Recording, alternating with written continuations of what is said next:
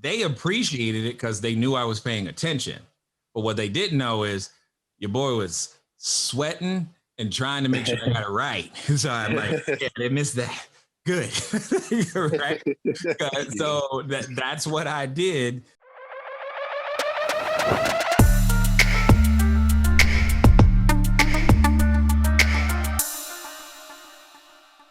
What's up? How can I help? So far, so good. But my question was, I was just want to ask about if you're still using the August app, because I saw it in one of the courses. Got it. So August is like fourth on the totem pole day, right? Now you're in Norway, and August may actually end up being what you need to use because of the Federal Communications Commission. I don't know if it can go outside of the United States. I don't know if the company has done the proper registration for the tool outside of the United States. However, there are some new tools that have just been, that Apple has created, most of them via Logitech.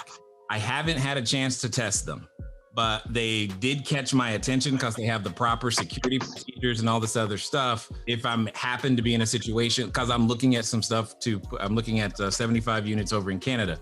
That's where all this is coming from. Is like, oh, okay, well, if I've got to go outside of the US, what am I going to do at these levels for some of these other things? And there's some updates to Logitech equipment that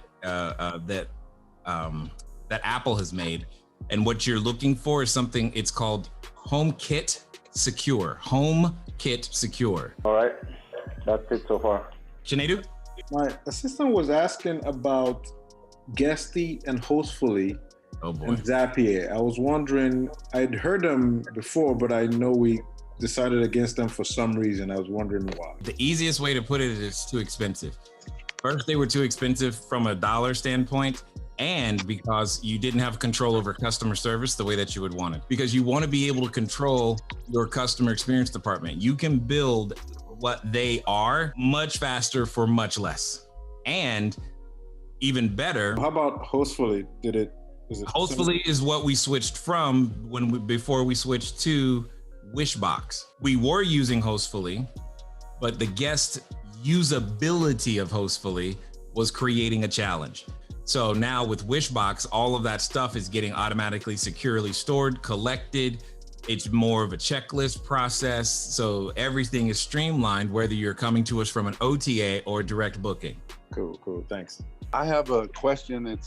I just had a raising capital conversation with an old guest of mine at one of my units. They have a ranch in Texas, okay, and they're selling it, and it's due to close on April 4th. They want to work with me, and they're going to have about 1.5 million to work with. It's going to be a 1031 exchange. How is that going to work?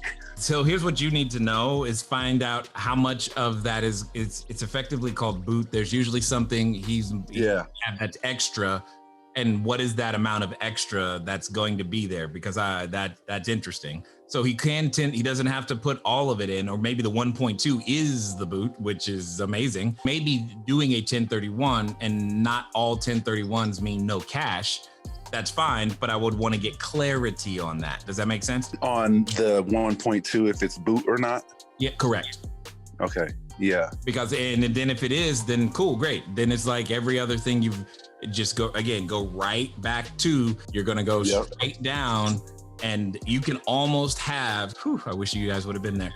I had a checklist right in front of me, and I would just talk directly to people with my checklist. They appreciated it because they knew I was paying attention.